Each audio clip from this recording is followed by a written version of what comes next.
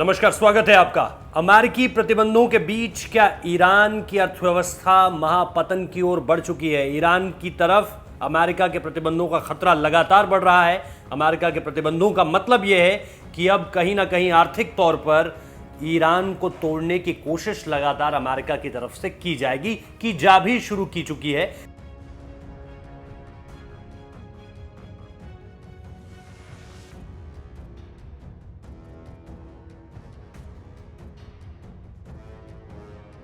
मतलब अगर आप इसे शुरुआत से देखें तो किस तरह से दोनों देशों के बीच टसल चल रहा है। इसी साल की शुरुआत में क्या हुआ था आपको पता है, किस तरह से जो है वो एक फायर हमला किया गया था, जिसे आप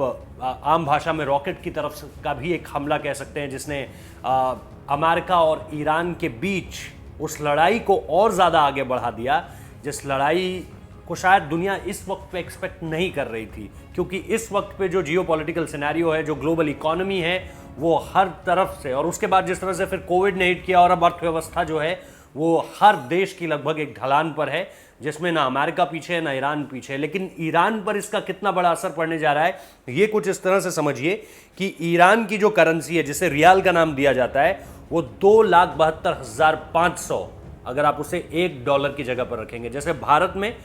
$1 को अगर आप खर्च करेंगे तो उससे आपको कम से कम कन्वर्ट करवाएंगे तो उसे आपको 73 रुपये, मतलब तकरीबन 73 रुपये, जो आज का दाम चल रहा है, क्योंकि ये हर दिन इंटरनेशनल मार्केट के हिसाब से, मॉनेटरी एक्सचेंजेस के हिसाब से फ्लक्चुएट करता रहता है, तो जो आज का दाम है वो 73 रुपये के करीब है। इसी तरह से अगर आप $1 ईरान में कन्वर्ट कराएंगे तो उसका जो आपको कीमत मिलेगी वो 2,72,500 रुपये मिलेगी। लेकिन इसके अगेंस्ट में ईरान की क्या चीज़ जा रही है कि ईरान को अगर फॉरेन कमोडिटीज़ को बाय करना है, बाहर की चीज़ों को बाय करना है, और ये जो तमाम प्रतिबंधों का जो खतरा मंडरा रहा है इसके ऊपर, इसका मतलब उसे $1 की कीमत 2,72,000 रियाल देकर चुकानी पड़ेगी। यानी सिर्फ $1 किसी अगर चीज़ की कीमत है तो उसके लिए 2,72,000 रियाल देने पड़ेंगे ईरान को। अब ये स्थिति किस तरह से आई, ये निश्चित तौर पर आप जानते हैं कि जो टसल चल रहा है गल्फ देशों में, खास तौर पर जिस तरह से ईरान बीच में चीन के भी करीब आया, अब ये भी सुनने में आ रहा है कि जो परमाणु हथियार है उस पर भी ईरान, इन सब के बावजूद भी जो है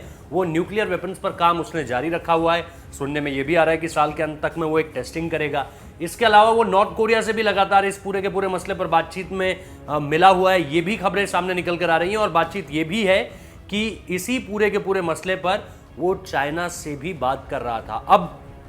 इस चीज़ को बहुत दिलचस्पी से देखिए कि किस तरह से अमेरिका ने एक खेल शुरू किया है। अमेरिका जो है वो गल्फ कंट्रीज़ को लगातार एक साथ जोड़ने में लगा हुआ है। यानी जो सऊदी और ईरान के बीच का जो बहुत मुखर तौर पर दोनों में टसल नहीं था, लेकिन एक डिफरेंस ऑफ ओपिनियन थे जो कि निश्चित तौर पर होते हैं देशों में, लेकिन इन दो देशों में थोड़े ज़्यादा थे, लेकिन ये उतने ज़्यादा एग्रेसिव नहीं थे अगेंस्ट ईच अदर। तो उसको कहीं ना कहीं अब अमेरिका ने पूरी तरह से ख़त्म इस तरह से कर दिया कि उसने सऊदी को सीधे सीधे इजराइल से जोड़ दिया, और इसके खिलाफ ईरान ने निश्चित तौर पर बात की है। बहरीन को जब इजराइल से जोड़ा तो उसके खिलाफ भी ईरान ने बात की है कि ये जो सारी की सारी चीज़ें, खासतौर पर बहरीन पर तो खुलकर बोला ईरान, क्योंकि वो जानता है कि वो सऊदी के अगेंस्ट एकदम खुलकर नहीं बोल सकता। इसीलिए जैसे ही बहरीन जुड़ा तो उसने निश्चित तौर पर खुलकर इस बात को कहा कि अगर यहाँ पर कुछ गलत होता है तो इसके लिए ये देश भी जिम्मेदार होंगे जो अमेरिका की इस पहल का साथ दे रहे हैं। क्योंकि अमेरिका ने न सिर्फ चाइना को वहां से तोड़ने की कोशिश की, क्योंकि चाइना अब चाह रहा था कि ये जो एक वैक्यूम क्रिएट हुआ है यहां पर वो अपना कब्जा जमा ले।